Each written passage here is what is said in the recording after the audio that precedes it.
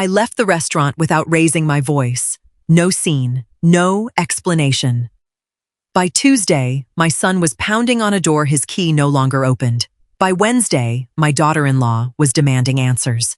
That's when they realized I hadn't left brunch upset. I had left in control. At 66, I worked part-time as a botanical illustrator after retiring from a 20-year career as a high school art teacher. My pension comfortably covered my modest Seattle townhouse and quiet life quite comfortably. The phone call arrived on a rainy Tuesday morning carrying the usual demand wrapped in casual affection. My son Grant wanted to know if I would sponsor the upscale Mother's Day brunch at the Willow Crest, claiming his tight mortgage made the $80 per person fee impossible right now. I agreed instantly, picturing a warm family gathering with Grant, his wife Sloan, and my sweet 7-year-old grandson Leo. Sloan had picked the venue, a trendy garden restaurant known for artisan pastries and mimosa towers, promising a morning dedicated to honoring mothers. I smiled as I hung up the landline, feeling a familiar twinge of maternal warmth and the quiet satisfaction of being able to help my children. Little did I know that my generosity was merely viewed as a logistical convenience, a human ATM disguised as familial love.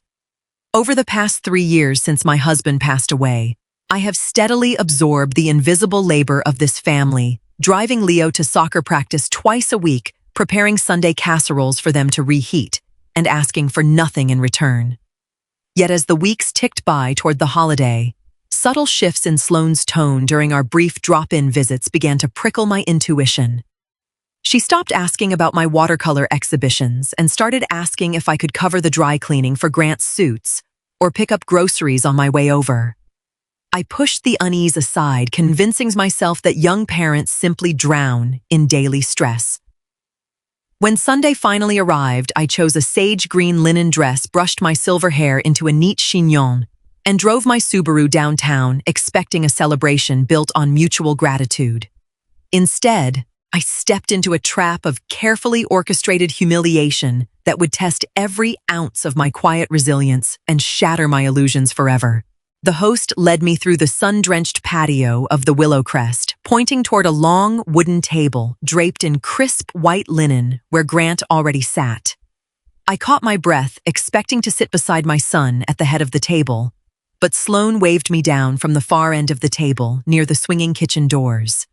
"Mother," she announced brightly to the surrounding diners, "we put you down here so you can easily flag down the waitstaff if we need more water." Next to Grant sat Meredith, Sloan's impeccably groomed mother, who had flown in from Arizona the previous night without a single mention to me. Meredith wore a designer silk blouse and a diamond tennis bracelet that caught the spring sunlight, immediately claiming the undisputed place of honor directly beside my son.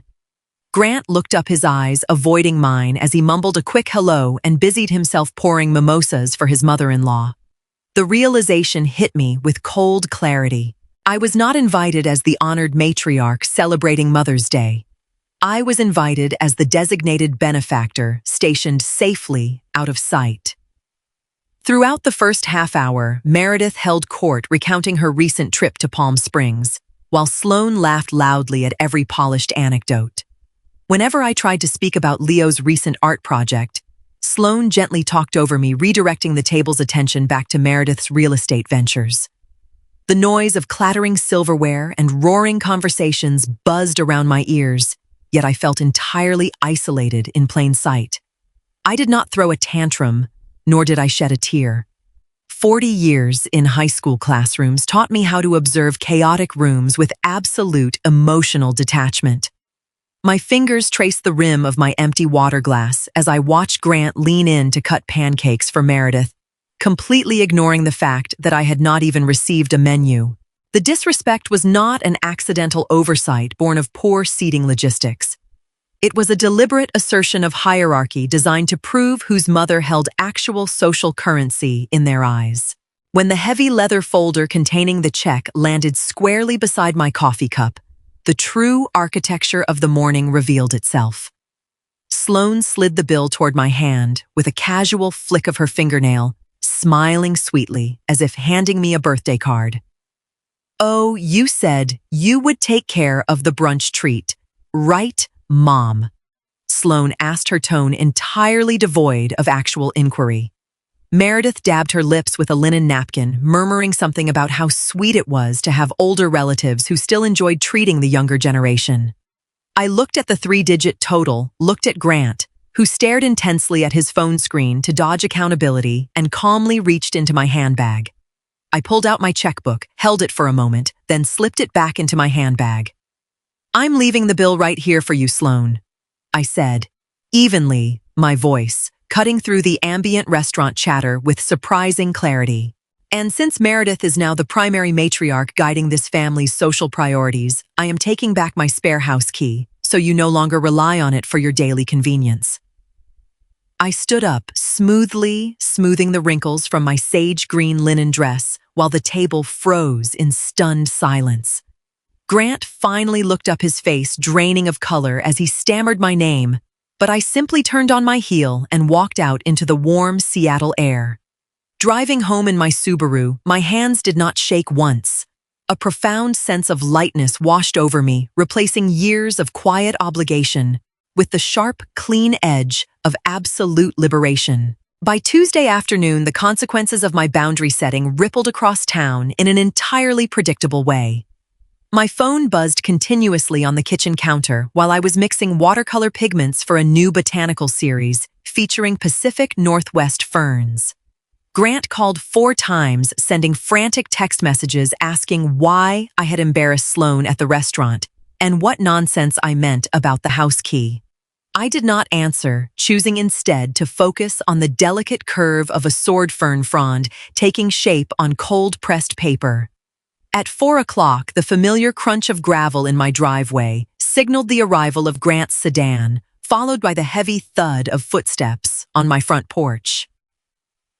Through the sheer kitchen curtains, I watched Grant try his spare key in the front deadbolt, only to find the mechanism jammed because I had changed the locks that morning. He pounded on the door twice, calling out my name with a mixture of annoyance and genuine panic that usually worked to soften my resolve. I remained seated at my easel, listening to the muffled irritation in his voice as he realized my home was no longer an open-access utility closet for their convenience. For years, Sloane had used my townhouse as a staging ground for her garage sales, a storage unit for seasonal decorations, and a backup daycare when she wanted afternoon spa sessions. Every Tuesday, I had altered my painting schedule to accommodate their impromptu drop-ins, convincing myself that good mothers never placed conditions on their availability. Now, looking at the blank canvas beside my workstation, I realized how much creative energy I had sacrificed to maintain their chaotic household logistics. Grant finally gave up pounding and left another long, aggrieved voicemail about how unfair I was being to Sloane and her visiting mother. I listened to 10 seconds of it before deleting the file, feeling the last lingering remnants of guilt dissolve into the quiet sanctuary of my own 4 walls. Wednesday used to be sacred to Sloane's household schedule, reserved exclusively for me driving Leo to his tutoring session and waiting 2 hours at the local diner while he finished. This week, I woke up at sunrise, brewed a pot of Earl Grey tea, and drove 30 miles north to the Skagit Valley Tulip Festival nurseries instead. Walking between endless rows of crimson and yellow blooms under a pale spring sky, I felt a deep sense of personal sovereignty returning to my bones. My phone remained on silent in my coat pocket, though I could feel the faint occasional vibration of missed calls demanding my usual Wednesday rescue service. When I finally checked my messages at noon, I saw a text from Sloane demanding to know why I had not picked Leo up from his Kumon Center at 10 o'clock. She claimed she had to cancel an important Pilates class to fetch him herself, as if my time on Earth existed solely to subsidize her wellness schedule.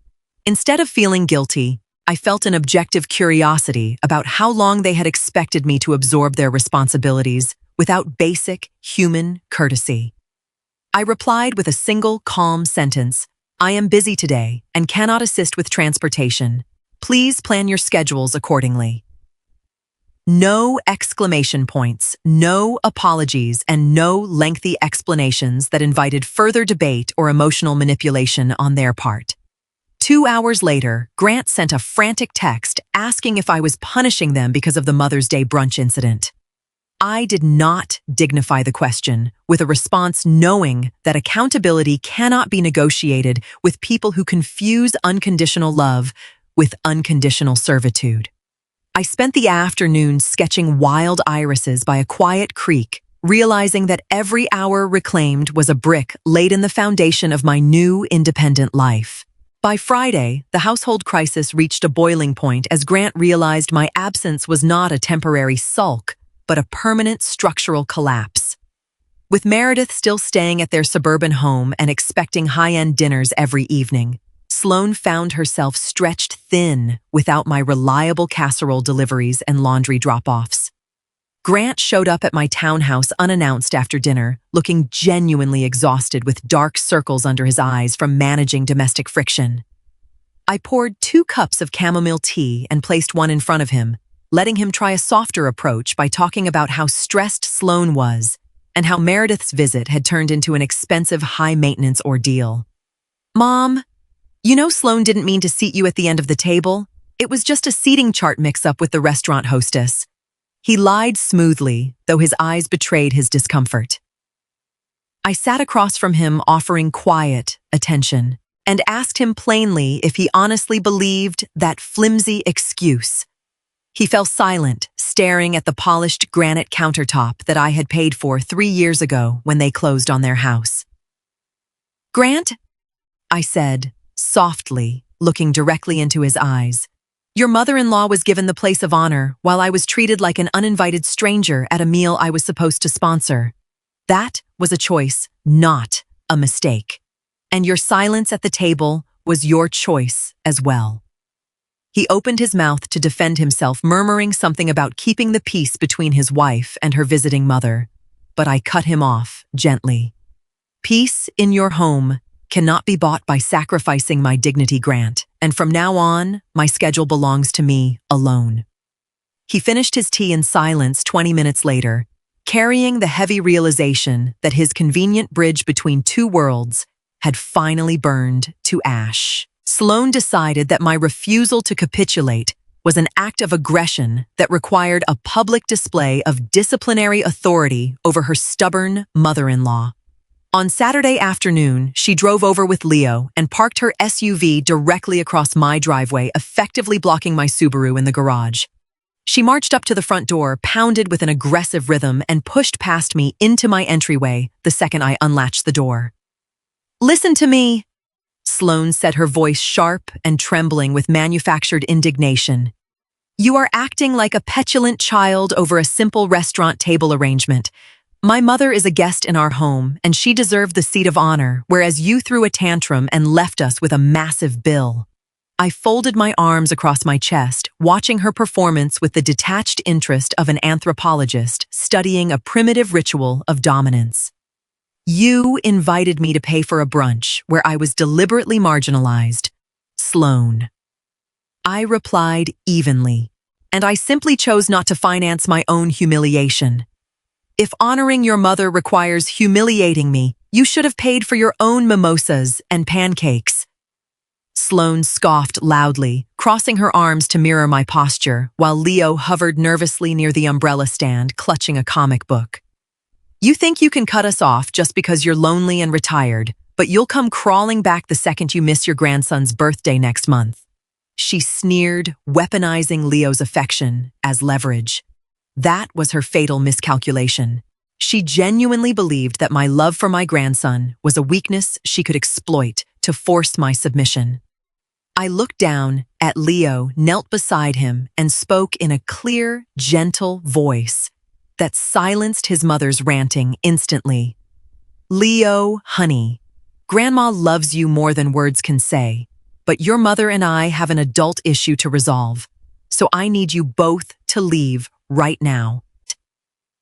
My calm authority unnerved Sloane far more than any screaming match could have done, stripping her of the dramatic script she had rehearsed in her car. The final pillar of Grant's carefully maintained neutrality shattered on Sunday evening when his personal debit card was declined at a local grocery store. With Meredith insisting on organic gourmet meals and expensive imported wines every night. Their monthly budget had collapsed under the sudden weight of actual adult expenses. For years, my hidden subsidies paying for Leo's extracurriculars, covering sudden car repairs, and quietly footing utility bills, had cushioned them from the harsh realities of their overextended lifestyle. Grant called me at 9 o'clock that night, his voice cracking with panic, as he explained that their bank accounts were completely frozen due to multiple overdrafts. "Mom, you have to help us out, just this once. Transfer $2,000 into Sloane's account right now, or we won't make our mortgage payment this month," he pleaded desperately. I sat in my comfortable reading armchair by the hearth, listening to the wind rattle. The wind chimes outside my window with absolute inner peace. "Grant," I said in a measured, firm tone, "I am not your financial safety net anymore, and you are entirely responsible for the lifestyle you chose to maintain." He erupted, then dropping all pretense of polite diplomacy as the frustration of the past week boiled over into angry accusations of selfishness and cold-heartedness. "How can you be so cruel to your own son and your grandson over a stupid restaurant table?" he shouted through the speakerphone, his voice echoing in my quiet living room. "Because respect is not negotiable, Grant, and you cannot demand my financial support while participating in my public humiliation." I replied without raising my voice by a single decibel. Silence stretched across the telephone line for nearly 30 seconds, broken only by his heavy, ragged breathing as the brutal weight of reality finally settled upon his shoulders. He hung up without saying goodbye, the electronic click marking the definitive end of an era where my unconditional generosity excused their unmitigated entitlement. 2 weeks after the Mother's Day brunch disaster, Grant arrived at my townhouse alone, carrying a heavy manila folder and wearing an expression of profound, humbling defeat. Meredith had flown back to Arizona 2 days earlier after complaining that Seattle weather was too dreary and her daughter's household was too stressful. Grant sat at my kitchen table, sliding the manila folder across the polished granite surface toward me without making eye contact. Inside were itemized printouts of every single expense, loan, and hidden subsidy I had provided to their household over the past 3 years, totaling nearly $24,000. I didn't ask him to bring this yet. Seeing the cold numbers laid out in black ink offered an undeniable validation of the invisible burden I had carried. Mom Sloane and I sat down and looked at our finances, and we realized how completely we took you for granted. Grant whispered, his voice shaking with genuine remorse. "We had to cancel our country club membership, sell Sloane's luxury crossover, and start budgeting every single grocery trip like normal people." I looked at my son, seeing not an enemy to be punished further, but a grown man finally being forced to grow up by the consequences of his own choices. "I don't want your money back, Grant," I said, gently sliding the folder back to his side of the table. "But I want you to understand that my love is not an unlimited resource that you can use to compensate for your poor financial planning." He nodded slowly, wiping his palms on his jeans, acknowledging the boundary with a quiet dignity that had been absent during all our previous confrontations. We spent an hour talking about ordinary things, his job at the architectural firm, my botanical illustrations for the upcoming gallery show, without a single demand or manipulative request clouding the air. When he walked out to his car that evening, he left as a son who finally respected me as an equal adult rather than treating me like an aging household utility. The gallery opening on a crisp Friday evening in June marked the true beginning of my liberated life, filling the exhibition space with friends, neighbors, and art enthusiasts. My series of Pacific Northwest fern and wildflower watercolors hung elegantly under warm track lighting, drawing quiet admiration and several serious purchase inquiries from local collectors. Across the crowded room, I spotted Grant and 7-year-old Leo walking in holding hands and carrying a massive bouquet of yellow sunflowers that brightened the entire gallery. Sloane stayed home, choosing to give us space, while she took care of things at home, a quiet concession that showed she was finally learning to respect my boundaries.